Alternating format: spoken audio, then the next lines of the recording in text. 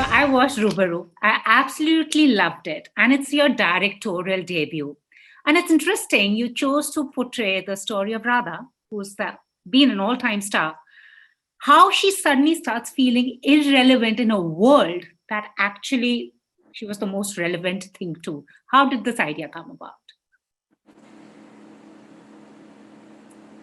The idea actually started germinating when I saw an interview of Meryl Streep. And Meryl Streep spoke about the fact that she's absolutely useless to society because her youth, her beauty, her productive years were behind her as a woman, productive in the sense of reproductive. So she said, and then she had to find a way to be a relevant actor. And I thought to myself, if Meryl Streep has that issue, then what about lesser mortals? What about women who are constantly put on the shelf once they are no longer leading lady material? And is leading lady only meant to be, are you only leading by virtue of youth and beauty? Are there absolutely no other attributes that women have that could make them leaders or people that the audiences might want to watch? So that's where the idea actually started many years back, because I kept thinking about it. I kept thinking, Meryl Streep is saying this, that's crushing. And so yes, that's how the idea actually started. So what were the challenges? You've written, you've produced stuff. Now directing your own self, taking care of everything else, how challenging was that? I had a very good team, I have to say. I had a wonderful set of associates and my DA, my scriptwriters. Sanjay, my husband, co-wrote the film with me in terms of story. I had Namrata Shenoy, who wrote the screenplay with me. I had amazing people on camera. Shisha Ray, who's shot Death in a Gunj, and also a wonderful, wonderful DOP. I had Bishwadeep Chatterjee, who's a national award-winning sound designer who's done the sound for Rubaru, and it's a very sound-heavy film. It's also a very visually strong film. So I had all these wonderful talents, and then I had Anurag Kashyap, who helped me with the edit. And I had so many friends Shakun Batra, who came in and gave me his inputs on the script. So I was very well supported, I have to say. Yes, it was challenging, but then I like a good challenge. And talking about a challenge, I'm sure you like a good challenge. Someone who can overcome challenges too. But tell me something, a short format, is that far more challenging than a long format? Because you are saying everything in those 17 minutes, 15 actually. It's interesting that you would say that, because the way I think about it is that it's a very small, tiny piece of jewelry, and on that you have to do the filigree work on that tiny small piece. On a larger piece, you have the budget, you have all the experts who are there with you for months upon months upon months. You have all sorts of supports when you're doing a feature.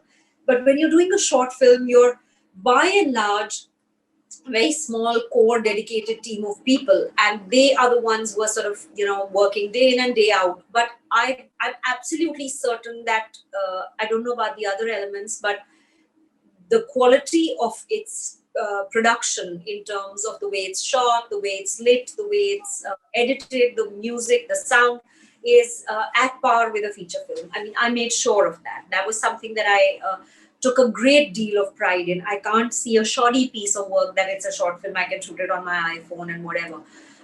No, it was made like a feature film. It's a short feature, short length feature. What you don't have is the luxury of time. You don't have 10 minutes to establish character.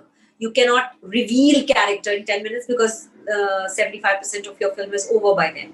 So within those brief moments, you have to, like, in 30 seconds, you have to hit the ground running. So your writing has to be in that way, that you have to be very precise and hit the notes within that time. And if you don't, then you've lost an opportunity. True.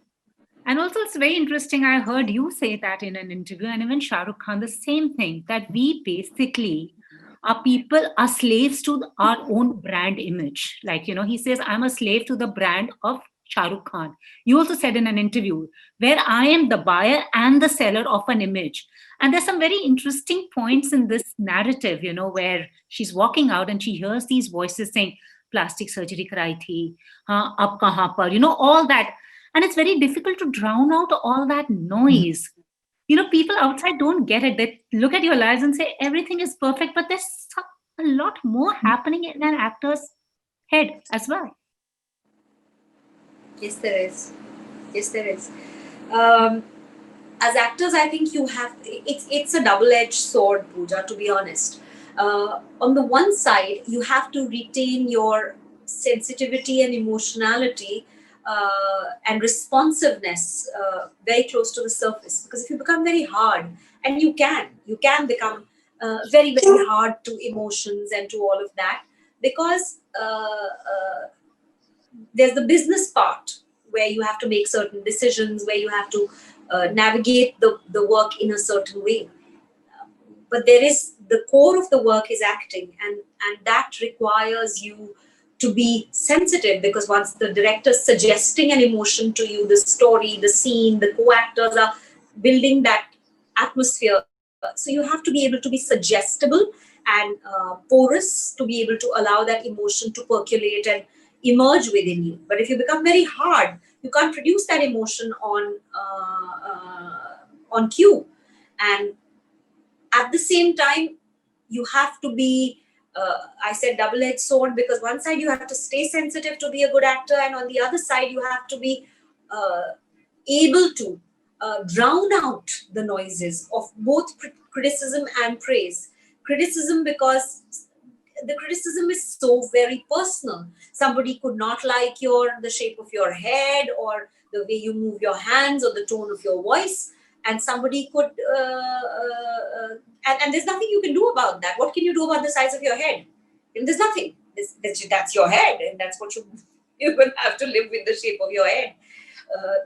But it's up for grabs. Also, the sounds of praise, because that is even more scary, because when you start getting praised, you start believing and buying your own myth, and you stop pushing yourself, and you become, as you were saying, the brand, and then the brand becomes this thing that sells. So it becomes Coca-Cola or Pepsi-Cola, and it becomes this thing that's larger than all the people who work in the company.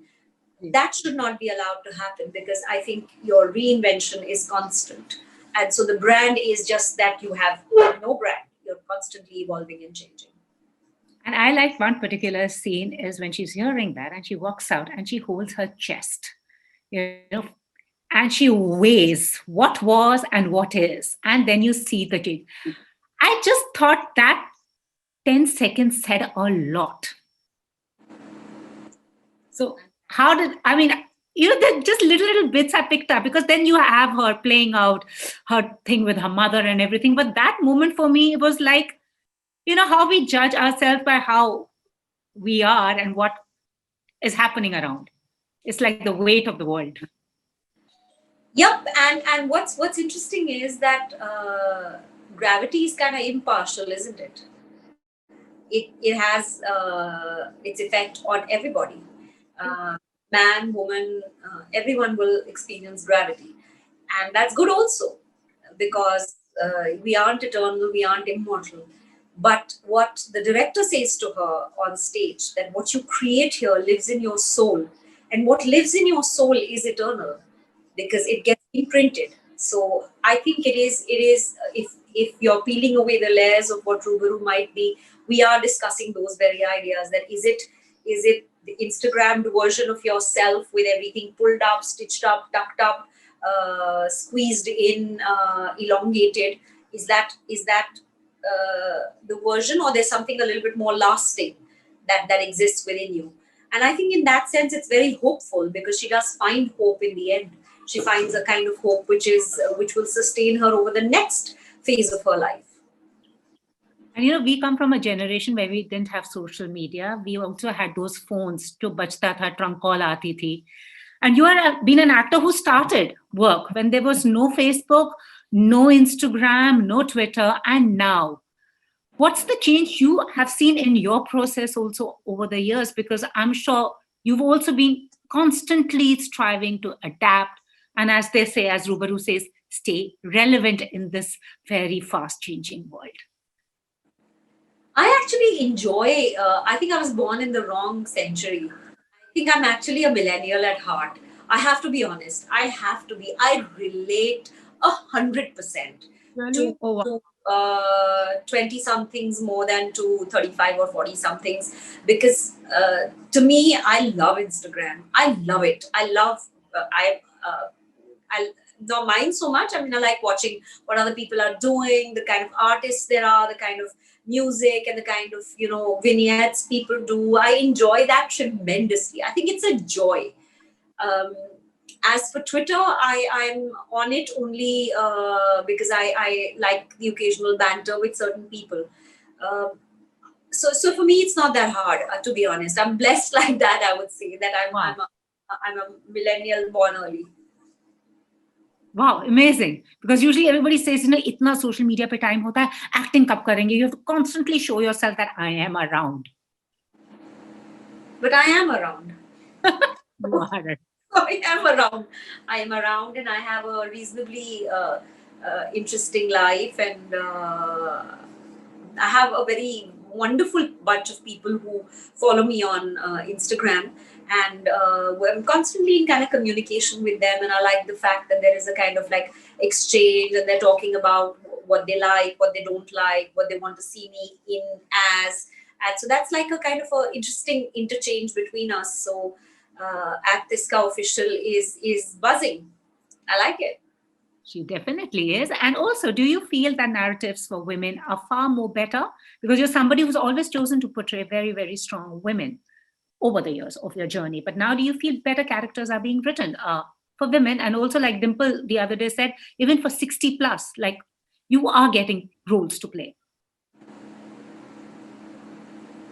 I think there is change. The needle is moving, but has it moved already? No, I don't think so. Has it moved enough? No, not by far. But it is moving, because at a particular point in time, about 8 or 10 years ago, I had this like I actually had a dream. I had a dream that we were 500 years into the future, and somebody from outer space came and saw our film archives, and they looked at the movies that we'd made, and they said, "Oh, so women from that time in this part of the subcontinent, which was basically Bollywood, wore really short clothes and hung around men, and they were dancing and singing near water bodies." That's the analysis they drew from the work that they saw. And I woke up thinking, feeling this like a kind of a peculiar discomfort. I was like, seriously, that can't be. That cannot be the reality that we're putting out there. Look at the kind of complex lives you or I or any working woman or even non-working woman, a housewife, anyone leads. They're beautiful stories there, man. There's just like an extreme amount of living that happens. There's a lot of negotiation with your kids, with your husband, with the family, with work, with your domestic health, with so many interfaces and such wonderful stories in there. And each of them bears telling, but the narratives are still to emerge.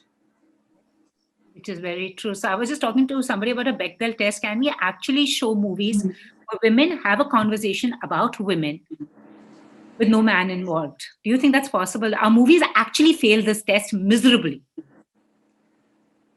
See, you're only underlining what I've been saying so far. Which is true. Which is true. Which is that one role you'll never play? You've played varied characters, but one role, if it ever comes to you, it would just be a no. One role which I would never do, or which I would. No, I mean roles. I mean, I'm sure you're not approached to play various roles, but a one kind of character which is a no-no for you. There isn't really a no-no. There is a no-no for a type of a script, maybe, which And I what think kind that would be. formulaic, run-of-the-mill, mundane stuff. I'm bored with that. I don't want to see another film where there's this stock characters. ये hero है, ये heroine है, ये villain hai, ye vamp hai, and all of that kind of stuff. Certainly no. But increasingly, I think I'm wanting to do something which is in the comic satire space. I'm dying to do something which is kind of tongue in cheek and kind of droll. That would be fun. And lastly, how has the lockdown been for you? As they say, the new normal. It's been, the initial first few months were quite scary. I think everyone saw Yamdoot as this COVID as this big Yamdoot thing just right outside your door, and when it wasn't actually outside our door, and now it is actually outside our door, but we no longer see it as this big scary thing. My best friends had COVID. Her husband's had COVID. Her daughters had COVID. Our neighbors upstairs, they have COVID. So it's it brought us face to face with our mortality, but at the same time, it gave us an opportunity, at least me, an opportunity to do many of the things, because I think that I was rushing. I was rushing through life, doing a number of things which had really no lasting value in my life. Like for example, going to events. Oh my God, I'm like so not going to be going to events once things normalize, because you put on your hair, your makeup, your stuff. 2 hours gone. Okay, another half an hour for clothes, or 15-20 minutes for clothes, so 2.5 hours. Another hour to travel, that's 3.5 hours. You go to the event for half an hour, that's 4 hours. Another hour to travel, that's 5 hours. Unwind, take off your clothes, 5.5 hours. 5.5 hours for an output of half an hour. Not doing it anymore. Not doing it. Doing the virtual promotions, that means. I don't know what I'm going to do, but I'm not interested in that. I'm just so not interested in that. Just to, that muh dikhana kind of thing, it's just not happening from my end anymore. That's for sure. That's true. Zoom karenge fir hum. I'm sorry? We'll do Zoom, na? Virtual promotions are working out better. Yeah, we'll do Google Duo, we'll do Zoom, we'll do whatever we have to do, we'll do, but we won't. I'd be happy to meet you and have a conversation. I like a conversation. I like talking. I like listening. I like understanding what's going on with you. But air kissing is not my scene. बहुत ज़्यादा होता है. Yeah, it was a bit too much that we were into that sort of the fakery of it all. And abhi air kissing koi karega bhi nahi for a lot of time, because the virus, we are all going to be masked. True that. I didn't realize that, but yes, people are very, very far from air kissing each other at this point. Yes. And hugging each other, and darling, how wonderful you are. Just see my mask and comment about it. Indeed. Lovely chatting with you. What next after Rubaru? What can we expect? Well, there's a feature film on the cards which I'm planning to direct. There's also a web series which we are writing. My husband Sanjay and I are in the process of sort of signing on the dotted line for a web series that we're co-producing with someone, which is very interesting again. And then there's a web series that I'm acting in, which is coming up, I think, in Jan. I think we'll start shooting in Jan. And I'm headed to Chandigarh to do a guest appearance for a very dear friend of mine, Raj Mehta, who directed Good News, and I was in it. That was his first film, and now I'm in his second film as well. So that's what's happening. Juk Juk Jio, as they say. Yes, Juk Juk Jio is right. Thank you so much. Lovely chatting with you. Likewise, Puja. Please stay safe. Thank you.